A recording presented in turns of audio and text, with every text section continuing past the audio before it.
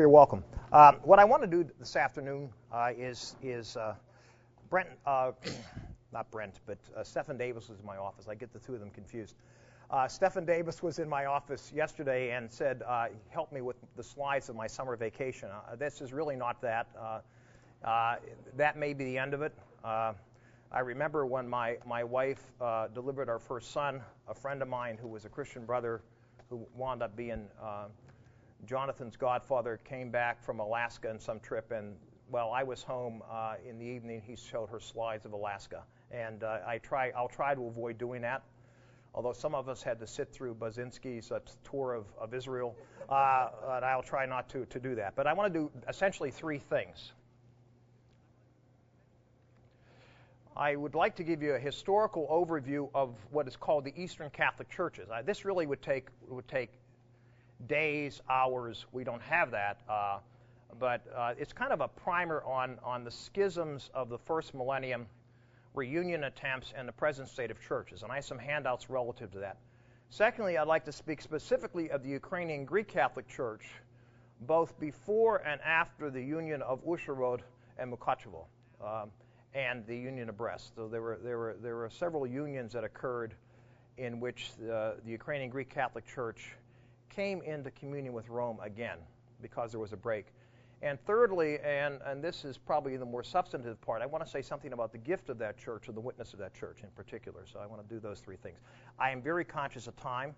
I had too much text, and Professor Duncan and I went over the history to make sure I was on track. Of course, he had a Muscovite interpretation of Ukrainian history.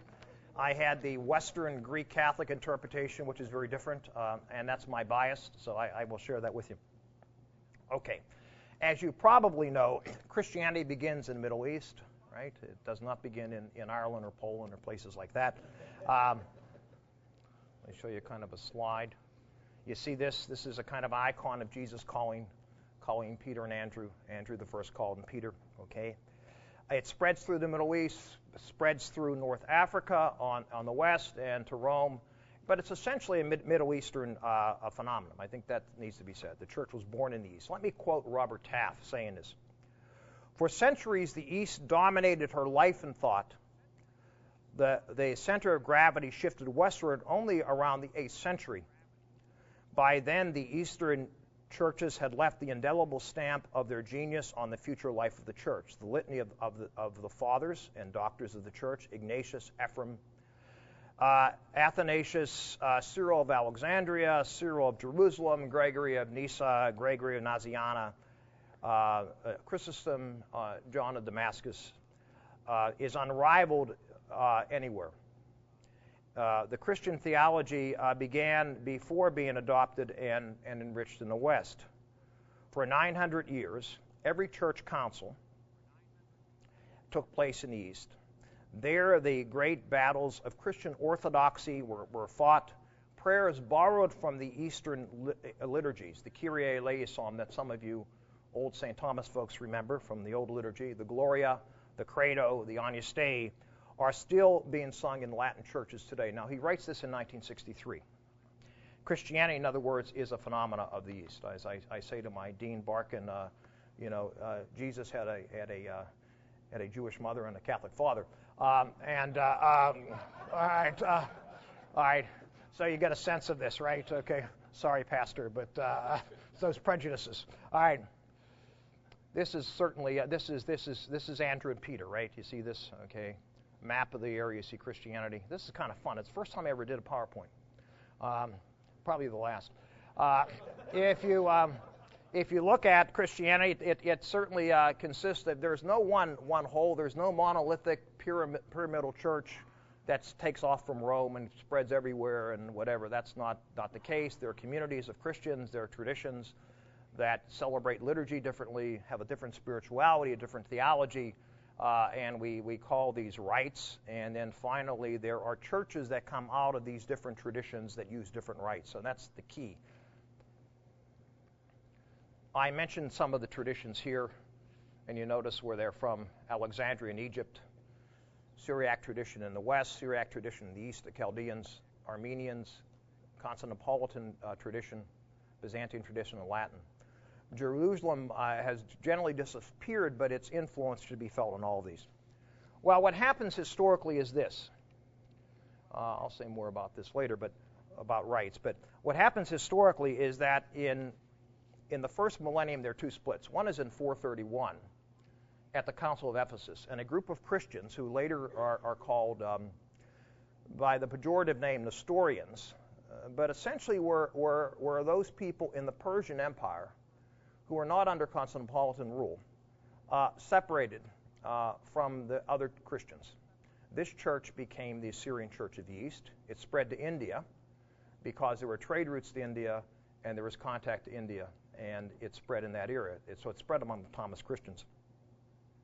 That happened about 431, but I'm oversimplifying this. 451, there is another crisis, another council at Chalcedon, the most significant council in Christology. And at that time, another group of churches split. A significant number of churches split. People from Armenia, Egypt, the Copts, the Syrians split from communion with both Constantinople and with Rome. So that's 451. The issue then is the nature and personhood of Christ. They've been called pejoratively monophysite Christians. Actually, in reality, both Rome and Constantinople, both the Orthodox and Catholic traditions, see what initially caused these breaks to be really matters of emphasis in theology. They're not dogmatic, and I think that's significant. They're not really a difference in dogma as such, although at the time they were perceived as such. Okay. In any event, the final break comes in 1054, right? This is the break between Rome and Constantinople. It's not traceable to any one event, but history indicates that it occurred over the period of several centuries. Political factors were certainly involved, particularly the fall of the Western Roman Empire, and therefore the raising to the title of the Holy Roman Emperor of Charlemagne in 800. When Leo crowns him, there's already an emperor in the East, so you have a kind of competition there. The papacy is at its worst in the 8th and 9th centuries, 9th, 10th centuries. The papacies, the Renaissance papacy looked like a bunch of choir boys compared to the papacy at this time. It's absolutely corrupt. I mean, one of the popes sells the papal throne to his godfather because he wanted to go party or something. I don't know. If those of my students who have taken Catholicism or read Duffy's marvelous history recognize that this is really the low point of the papacy, much more so than the Renaissance period. In any event, we have a break in 1054, and the big thing, something the Greeks have never forgot, is in 1204 when the Crusaders, on their way to Jerusalem, sack Constantinople. They set up a Latin bishop. It's immediately condemned by the Bishop of Rome, Innocent III. But what begins to happen historically is that he goes along with some of the things that happen. So the Greeks have not forgotten this. So when John Paul II, the Bishop of Rome, visits Athens, he's in dialogue with the Bishop of Athens, the Greek Orthodox bishop, not to be confused with the Orthodox Greek Patriarch of Constantinople, and he expresses regret on the West. He's somewhat of a master of an understatement here, and asks that, notice what John Paul II says, I'll quote this. This is in his 2001 visit to Greece.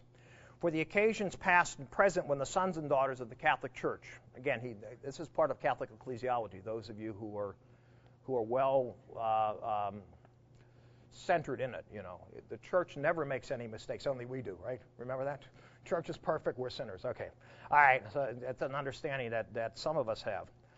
For the occasions past and present when the sons and daughters of the church have sinned by actions or omissions against their Orthodox brothers and sisters, may the Lord grant us forgiveness. To which Christodoulos immediately applauded. So there is this recognition that 1204 is really the big event. In any event, there were attempts at recommunion between East and West. I'll mention two of them in particular. One is in 1274, where unity was proposed at the Council of Lyons, and it was very much a submission to the Pope. We don't have time to go into it, but that's exactly what happened. The West, again, in a kind of almost an aggressive way and arrogant way, said this is submission to the Pope, and not dealt with the issues. And then in Florence in 1238 to 1445, there's another attempt to reconcile. That did not work either. This actually was more amiable, and there was an attempt to go back to the places, and there was disagreement when there was some communion achieved, and then what began to happen is a rejection of the communion between Constantinople and the Oriental churches and Rome. All right. Now I want to turn briefly to the history of the Ukrainian Catholic Church. If I will cut as much as I can out of this. This is the longest piece. And it is not the most substantive, but it's the one thing I enjoy doing. I kind of was good to get away from theology and do something that is based in facts like history. All right, and I found this, but it was a great. That's all I read, Ukrainian history for the last couple months. As you may be aware, there's been a newly resurrected church in Ukraine. Actually, the title of Serge Kelleher's work is Passion and Resurrection. It deals with the fact that in 1946, and Pastor Fry knows this, the Ukrainian Greek Catholic Church was suppressed and began to become public. It was an underground church during that period of 40 years, but began to be public again in 1987, and was finally given official recognition by the government in Kyiv in 1989. As many of you may also know, the Ukrainians share the same origins as Belarusians, the Carpatho-Russians or Ruthenians, Russians, all of whom regard Kiev Rus as their origins. And the story goes, as you know, the story about these big Scandinavian people like Peterson coming down and intermarrying with the Slavs and setting up the kingdom of Kiev Rus. All right, okay. In any event, this area that we call Rus established towns and villages around the Dnieper, and I'm using the Ukrainian pronunciation rather than Russian, Nestor in English and Don rivers, and controlled routes from the Baltic to the Black Sea. So in other words, they established towns around these three rivers. For our purposes, in 988, Vladimir in the Russian, established Christianity in the Byzantine Slavic Rite as the national religion of his country. This happened before the Schism of 1054, as we know, and it inherited its tradition from the East. And there's a famous story in the Russian Primary Chronicle that I'm sure that you guys know who are Russian historians here. We have 4 on campus at least. So there's that famous story, and I'll get to that in a minute. But before Vladimir, it's been suggested that the first call to the apostles, Andrew, erected a cross on the hills of Kyiv. I don't buy it historically. There's no hard evidence for that. But it's part of that story about how the churches were founded on the apostles and part of that tradition. So therefore you have Mark going to Egypt, not one of the original 12, Thomas the apostle going to India. You have people who find it incredible to believe that Andrew went to the hills of Kyiv, nonetheless believe that Mary Magdalene got on a rowboat and on that rowboat crossed the Mediterranean to France, which is amazing to me, but that's the present state of political correctness that we have to contend with. All right, so our modern day Gnostics can believe that. I have no idea, why you do that, but nonetheless. Okay, all right, I don't want to make editorial comments, be that as it may. But in any event, certainly by the 4th century there were Christian communities around the Black Sea, shores of the Black Sea. As some of you know, historically, Armenia is the first Christian nation to adopt Christianity under Gregory the Illuminator. However, it wasn't until the 8th century we can say with any kind of accuracy that we have the penetration of Christianity into the area of Rus, Ukraine. And the famous story is, of course, of Cyril Methodius, the apostles of the Slavs, right? The co-patrons of Europe who bring both a language for liturgy, and eventually a language that became very basic for the spoken language of the area, what would eventually be called the Cyrillic alphabet and Cyrillic language to that area. All right, even before Vladimir, though, in 955, his grandmother, Olha, was baptized, probably for political reasons. All right, in any event, there were probably some religious reasons too. As you know, and I mentioned in passing, it was the Rus Chronicles that credit the Divine Liturgy as celebrated in the Church of Constantinople, Hagia Sophia, as the inspiration for Vladimir's reception of Christianity. And remember the emissaries come back and say, "We know not whether we were in heaven or earth." The annuals record, "Surely God dwells with the Greeks." It was the great liturgy that became an enticement, which certainly is one of the enticements of Eastern Christianity in general. Let me try very quickly then to summarize much of this next piece. What begins to happen in subsequent history. There is a development around Rus, but the ascendancy of Kiev Rus is very short-lived. 1054 was the break between East and West. In the 12th century, people from Rus moved north to Novgorod and other places. They also move into the northeast. In Vladimir and Sudal, they moved to the northwest in areas of now Poland, Polets. They moved down to what we call Galicia or Halicina in what the Carpathian Mountains in the southwest, which is an area where my own grandparents came from. All right, the inhabitants then would form four separate people: the Ukrainians in the south, Carpatho-Rusins in the southwest, Belarusians in the northwest, and Russians in the north and northeast. Are they separate people? I do not know.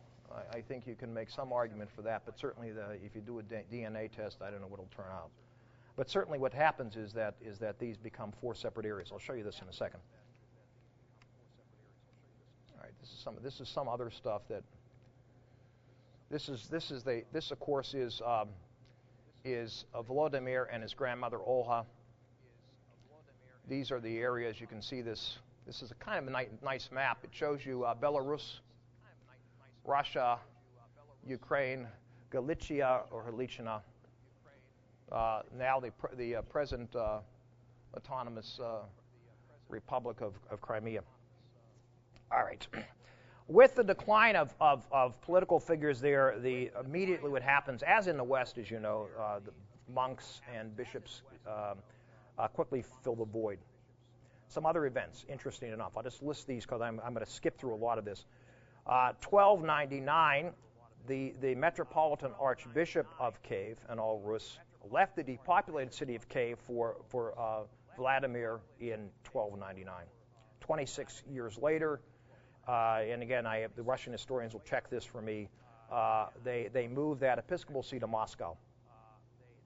The area where I researched and taught this past summer is in the area of Galicia, Lviv, in that area, which is basically borders Poland. And one of my co-teachers is back there, Shannon. And that area was in much closer relationship with the West. It still is. Jason Duncan and I were at a talk last night, and the professor from Western Michigan, Broderick, was it Broderick?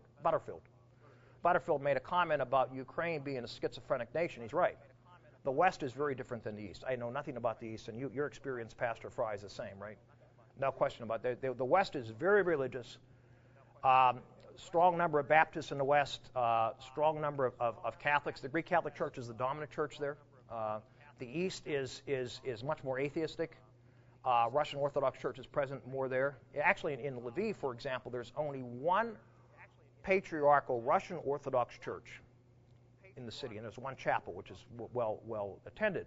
There's only one patriarchal church in the whole city of Lviv. All right, and it's amazing because the whole church had been wiped out. Okay.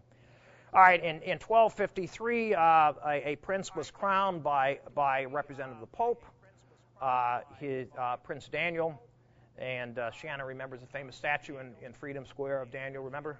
Danilo, okay. It's been reputed that he founds the city. Historians like Yaroslav Herzog say it's a crap. It's not true. Basically, the city is founded because of trade. It's like the Romulus and Remus stories that you hear. Okay. In any event, in the 14th century, the Orthodox Patriarch sets up in a metropolitan archiepiscopal see there in Lviv, and at the same time, the Lithuanians in the 14th century take over much of what is certainly western and actually northwestern Ukraine. By the 15th century, the archbishop in Lviv moves to Kiev and sets up a new diocese there eparchy there of Kiev, Halichina, and Al Rus. Okay, this kind of stuff gets pretty boring. But the point I want to make is that in the 15th century, at the Council of Florence, the head of that eparchy, arch-eparchy, whatever you want to call it today, of Kiev goes to Florence and is one of the representatives. He represents the Ukrainian church, and he calls for full communion with Rome. All right, this happens at this period. What happened after this council is very interesting, because what happens after this council is that rather than having what is ideal, which is a communion of churches, Orthodox and Catholic and Oriental Orthodox together, so those churches coming into communion with each other, what happened is there were piecemeal attempts to basically bring people and groups of people with their bishops into communion with Rome. There were religious reasons. There were certainly political reasons, no doubt about it. And therefore, areas that were particularly under European Catholic monarchies were the first to come into communion. All right, and I don't want to belabor that, but the Metropolitan Isidore goes back to the area. They say, "Get out of here! You're a traitor." He goes back to the area, and since that time, there's been a significant break between the two, between Orthodoxy and Catholicism in the West. Okay. I don't want to say much more. The 16th century is interesting because in 1596, there's one of the metropolitans of that area, Mikhailo, signs an agreement at Brest, which is in present-day Belarus, and in that agreement he agrees to communion with Rome. Rome agrees completely to allowing the customs and integrity of the churches, and in practice later on certainly abuses that and is less than kind to Eastern Catholics. It's been the history of the West. The West, despite the fact that there was great deference shown at that time for the customs of the Eastern churches, Rome eventually moves in a different direction. Okay, let me get out of here. A few other centuries occur. You have uprisings of the Cossacks in the 17th century, and that's significant in this sense, that the Cossacks make a deal with Russia or Muscovy.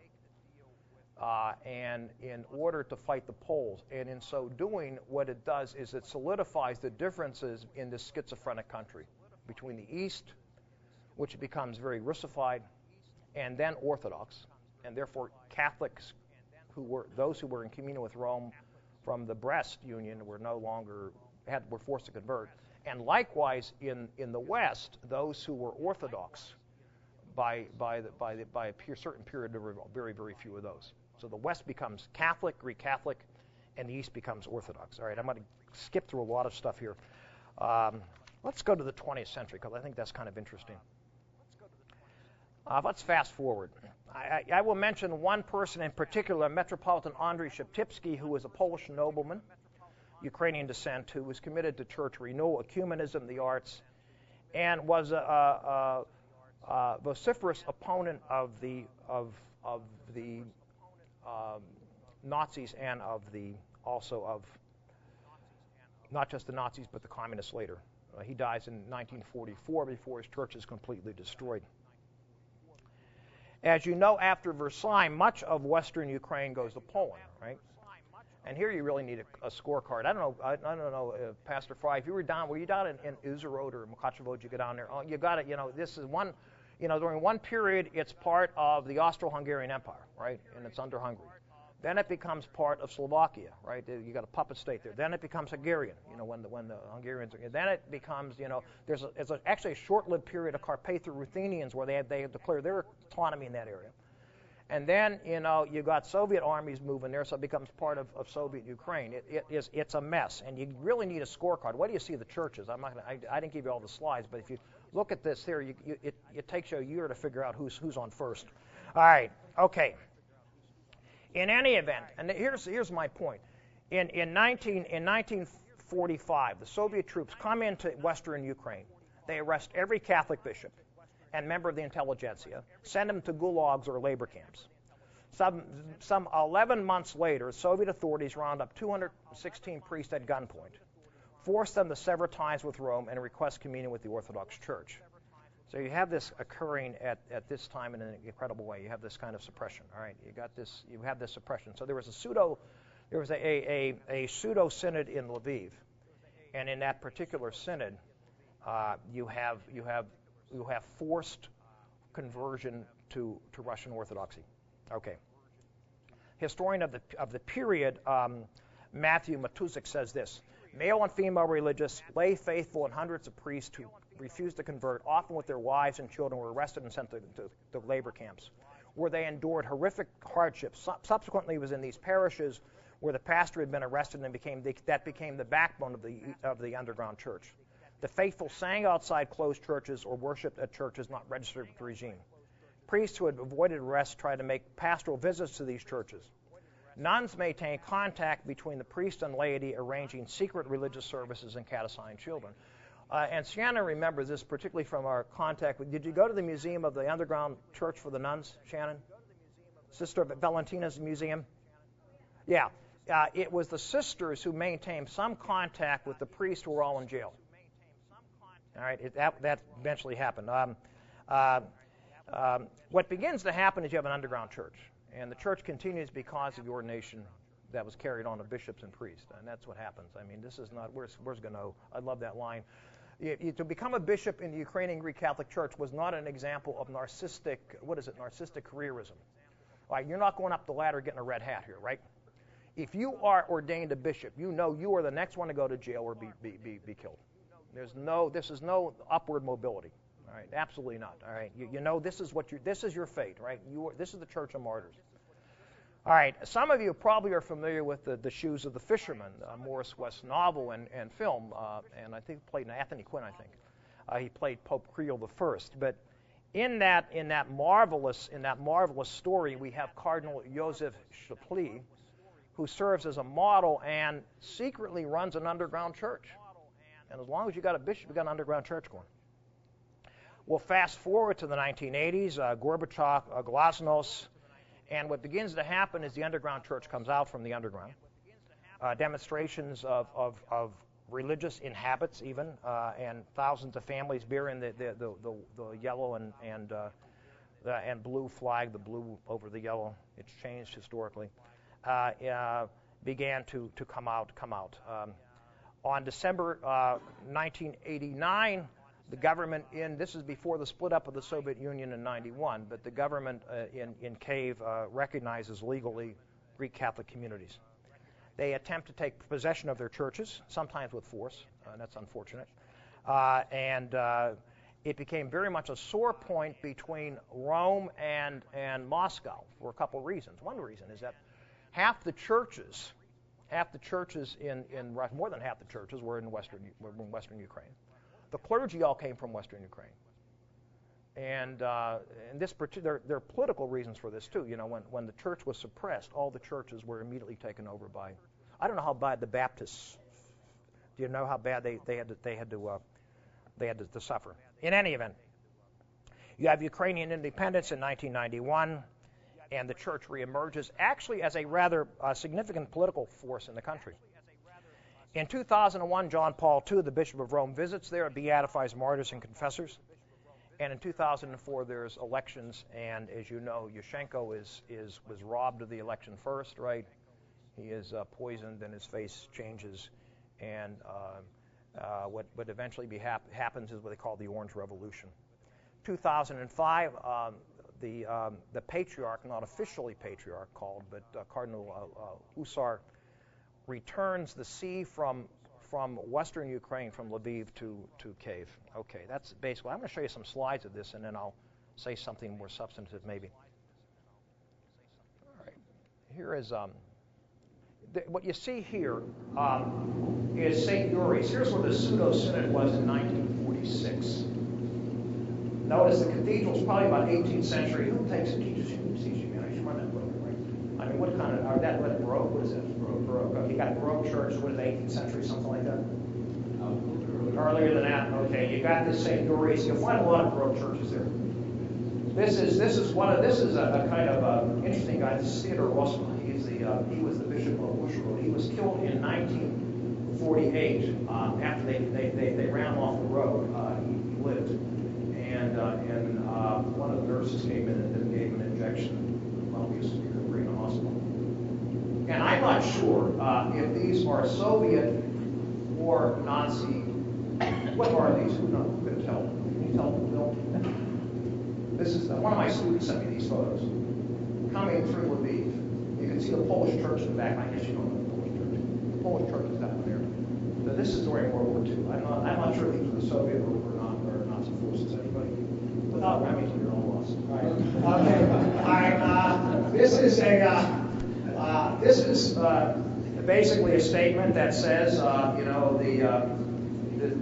that you're being indicted and you're going to be sent off to prison. The word there, the Russian there is okay. You got there's a priest and his kids in the Gulag. All right. This woman is very significant. She's the founder of a community. One of my students, Sister Valentina, Sister Lisa, and she was very influential in the church during the 20th century. Very formidable. All right. This is the cemetery in Lviv, in which you find a Roman bishop buried. You can tell by the mitre, right? They don't wear the funny hats. The Easterners have those funny hats, right? All right. These are some sisters during the underground period. They often worked as nurses. One of my students said that even the Soviets who knew that they were nuns wanted a nun as a nurse, but they were better than others. This is the community. They're called the Sisters of Mercy. They're a Western community. Sisters of Mercy is St. Vincent de Paul. Here they are again, sisters, as dressed as nurses. This is the underground church, a kid going to confession in the woods, all right, the forest. Underground church in liturgy and underground church. The church took to the forest. Began eventually to pray outside the churches that were taken over. Here are some bishops going to cave at the latter part of probably 1988, 89, demanding the freedom of the church. Here are some women they certainly are more formidable, by the way, than the hierarchs. And they say, we demand, we've got the word in there, the Russian, I have to say it in Russian, but we demand the legalization of the Ukrainian Catholic Church. I mean, they were not messing with anybody. Here is Husar, who became the patriarch, and this is interesting because this is a burial ceremony for people that were. This is recent. This is a few years ago. One of my students, seminarians, that was his bishop, but they buried more bodies they found. Here is a priest giving communion in the underground period. Statement of demanding we want a legalization of the church. This is the city itself, and I'm not going to go through much of this. I'll save these for a minute, but I want to just go back and... All right, let me say something about what all this says, and I'll spend about 10 minutes on this. I think, let me begin with a quotation from Basil the Great, his longer monastic rules. He says this: "No single person is capable of receiving all the spiritual gifts, but the Holy Spirit is given according to the faith that is in each. And so in the common life, what is given privately to each one becomes the common gift of all. The one who receives each in the Spirit's gift, whether it be knowledge, wisdom, faith, or any other gift, receives it as much for the sake of others as for his own sake, or her own sake." Right? I think this makes sense. We know this from our tradition. What Basil says about, I think, individuals can be said of churches, and I want to sketch in three ways where I think the Eastern churches in particular, and I include the Orthodox, the Oriental Orthodox, and the Eastern Catholic churches, can enhance the West. My sketch here, and I will use the Eastern method. I will rely upon authority, not my own words. So one authority I'm going to refer to begin with is this of Vatican II in the document or the decree on Eastern churches. The Holy and Catholic Church, which is the mystical body of Christ, is composed of the faithful who are organically united in the Holy Spirit by the same faith, the same sacraments, and the same government. These, joined into a variety of groups, constitute the particular churches and rites. There's a marvelous communion among them in which the diversity of the church does not affect its unity, but rather manifest it. I think what the Ukrainian Greek Catholic Church and Eastern churches manifest to us is that a specific tradition and a particular rite can bring special gifts to the whole body. and therefore illustrate well, I think, both unity and diversity. In the 95 document, Orientali Lumen, John Paul II says this: in a study of revealed truth, East and West have different methods and approach in understanding and confessing divine things. It is hardly surprising, then, if sometimes one tradition can come nearer to a full appreciation of some aspects of a mystery of revelation than the other, or expresses it better. In such cases, these theological formulations are offered to be considered complementary rather than conflicting. And I think there's a different methodology at work theologically. There's no question of it. There's an Eastern sensibility and a way of doing theology that is not present in the West. Now, I think it can be easily dismissed. I mean, out of your Protestant tradition, I know I've had students who have been in Moscow and say this is all ritualism and this is crazy and they're lighting candles and kissing icons and all that stuff. And, you know, where's the Bible? Huh? Where's the Bible? All right, okay. And I know there's that tendency to see that. I mean, you see this and, you say, my God, they're crazy. All right. I would disagree with that. And then in another document, the actually encyclical letter on the Slavs, the Apostle of the Slavs, John Paul II, says this: by incarnating the gospel in the native culture, where they evangelized, Cyril and Methodius were especially meritorious for the formation and development of that same culture, or rather of many churches. In other words, what they did, and here's, they combined respect and consideration for individual cultures with a passion for the universality of the church, which they tirelessly strove to achieve. So what I think the issue is, how then does one balance, on the one hand, and this is, I think, the key question, particularity and diversity with the universal and unity?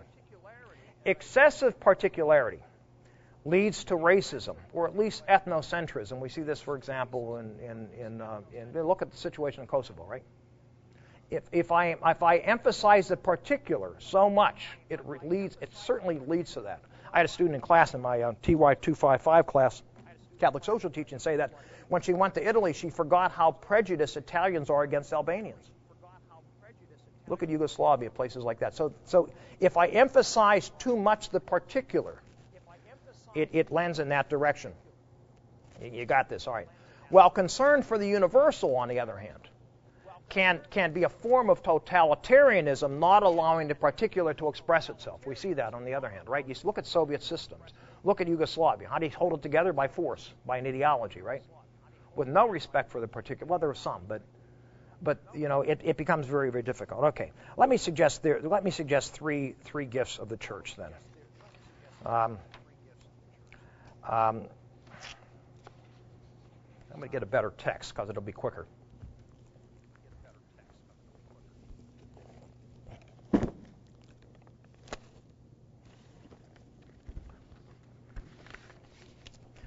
I brought several different texts because I realized, depending upon how long I'm going to take, got to go on and on. I remember Sister Aquinas commenting when she was coming to one of my other lectures. She said, "You talk too long," and I said, "Yes, Sister." All right, all right. In any event, let me say this. Let me look at three things. Okay, this text will be quicker. First, as Pelican suggests, tradition is one of the emphasis in the Eastern churches. Tradition, liturgy, dogma. I'm putting these together. I got that 9 choir of angels in my head that the nuns taught me. Remember this? Where's Gene? I thought I saw Gene. Remember that in the old days, the 9 choirs of angels? They're in Thomas and Pseudo-Dionysius. And then they're subdivided into 3 categories. Did you teach that? I don't know if any of you taught that. Did you do that, sister? No, you didn't do that? Only the Eastern Dominicans did that. But I got 3 categories and then 3 subsets. First, tradition. Tradition is not the dead faith of the living, but the living faith of the dead. Tradition, therefore, is a key element in the Eastern tradition. That's being redundant. But tradition is a living stream. It's a coherent stream connecting the faith of the past with the faith of the present. The faith of the early Christians with that of the present. And therefore, one pays clear attention in Eastern churches to tradition, scriptures, the fathers, liturgy. All of that is very significant. You just don't toss that out. Even the canons, for example, and this is different than the canon law in the Eastern Catholic Church, but the Orthodox canons, they don't get rid of canons from subsequent councils or subsequent canons. They put them all in the same book. It's a rudder. They call it the rudder. You got all these canons, and then you adapt the canon later on to different circumstances. You don't get rid of canons. There's a certain sense of the living faith that continues. Liturgy itself continues this and carries this tradition.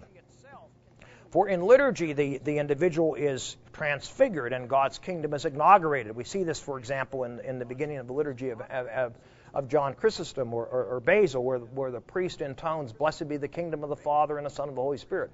The kingdom is already here, right? The kingdom is here. We are partaking in the kingdom.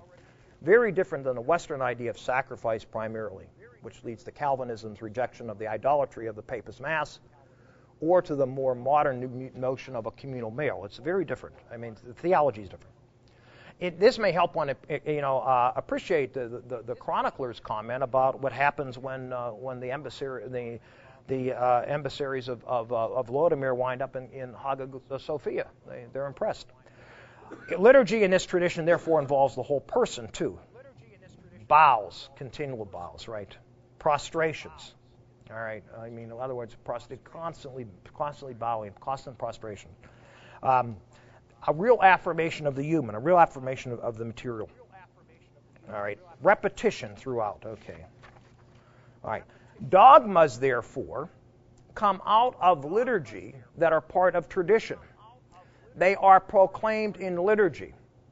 If I say during Pascha or Easter 8,000 times, Christos voskres, Christ is risen. And I don't even know, did the Baptists even probably say that, don't they? Were you ever there after Pascha?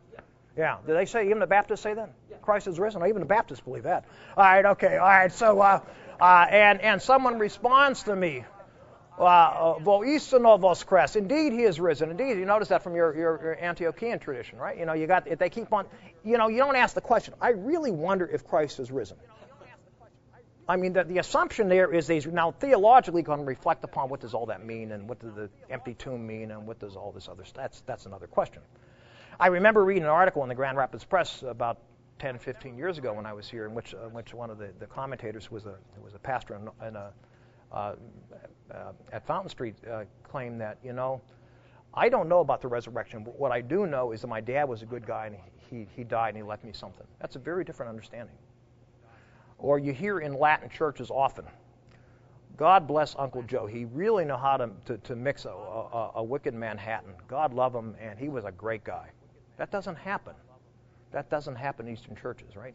What happens is you take death seriously. Like if you've seen the film Dr. Zhivago, huh? Like when Laura is burying her father. You take death seriously. This is a lament, huh? When you go into Orthodox churches, oftentimes the body is there. Remember when we went in Canada, right? The body's there. Not made up, particularly in Eastern Europe. Not made up. You look like you do. You don't look like you looked 40 years ago. All right? They don't dye your hair or whatever they need to do, huh? You look like you're dead. It takes death very seriously, but also takes the resurrection seriously. I think that's incredible.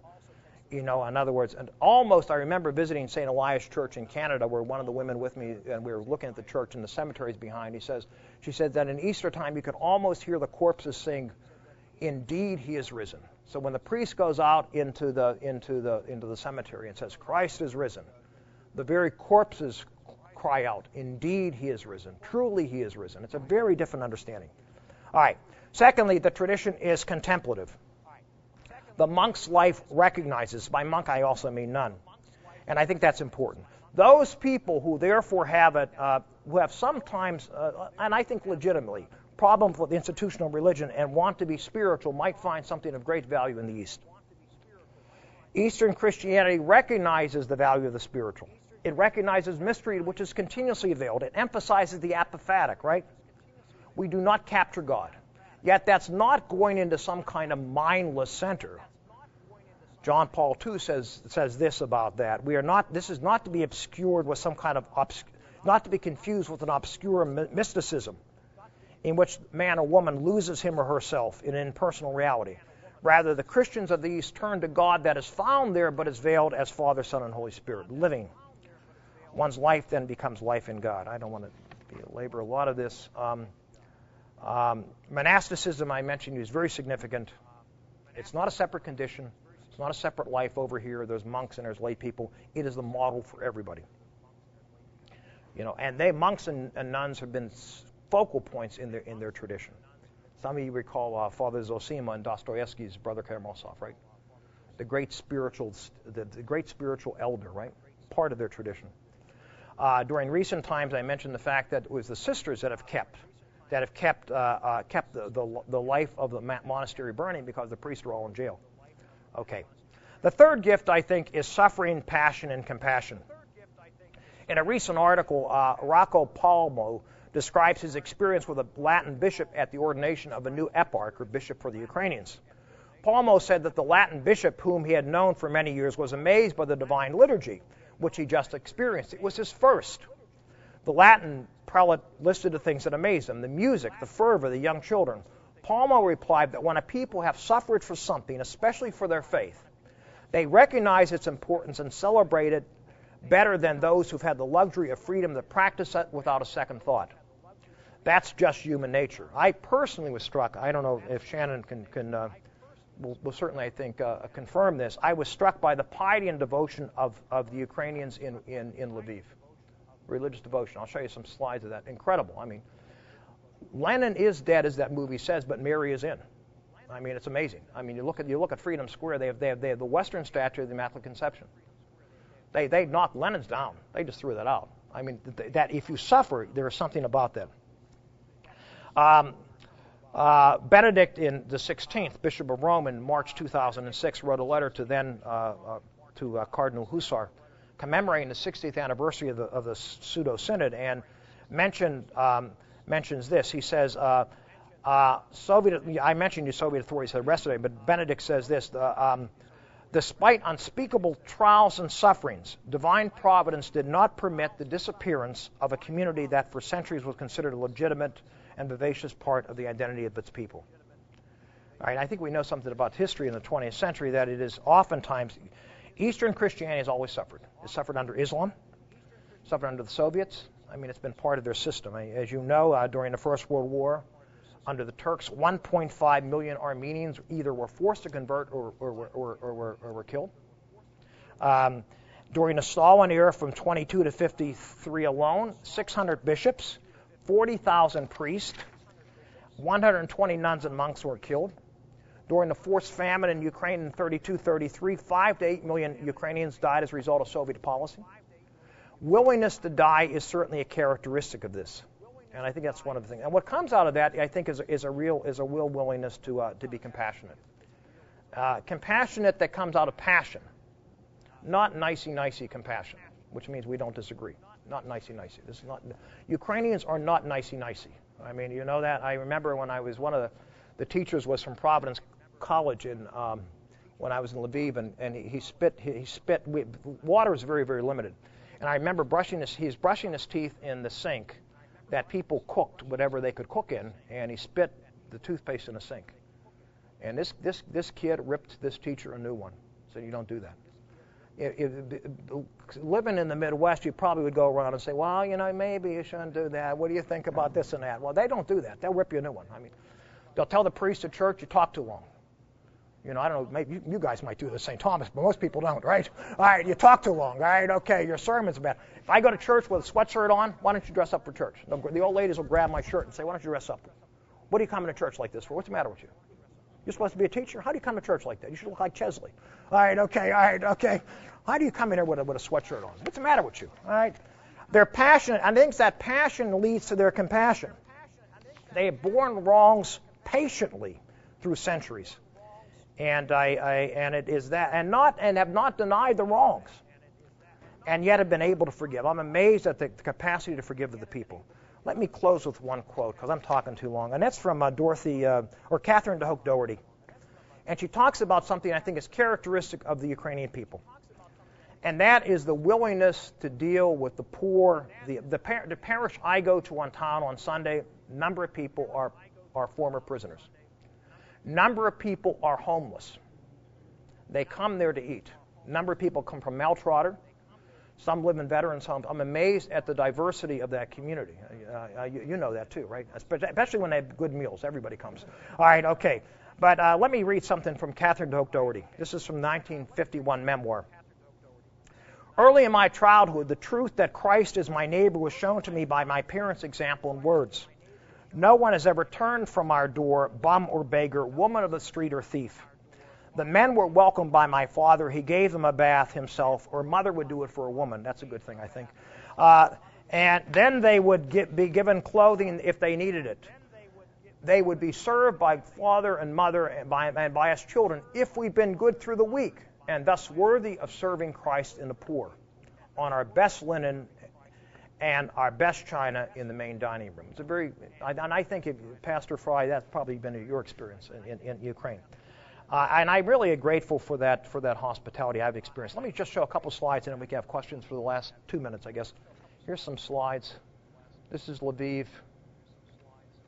I really did not. This is Ukraine. Let me show you this. I'm going to show you. This is the main center in Lviv. It's the city. You can see it's an ancient city. It's a great city. You've been there. Pastor Fry's been there. Young people galore.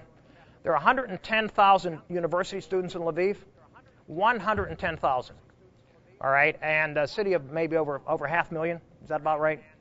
It's a very young place. There's the Polish church. I'm pointing to there. You can't see that, but the Polish church is the big one there. John Paul II visited there. People on the streets continually. Ukrainian women are beautiful, and even as they get older. All right, here they are with the babushkas. Love them. All right, okay. Religious symbolism everywhere. This is not a church. This is just a shop.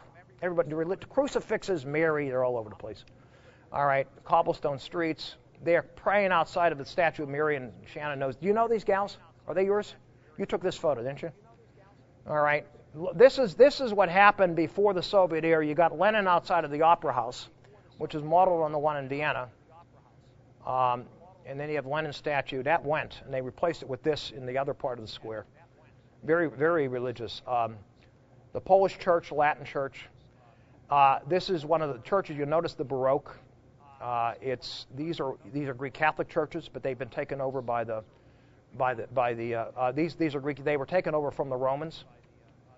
Armenians, strong Armenian presence in Lviv. This is more classical Ukrainian church. This is the Studite church. This is the Dominican parish.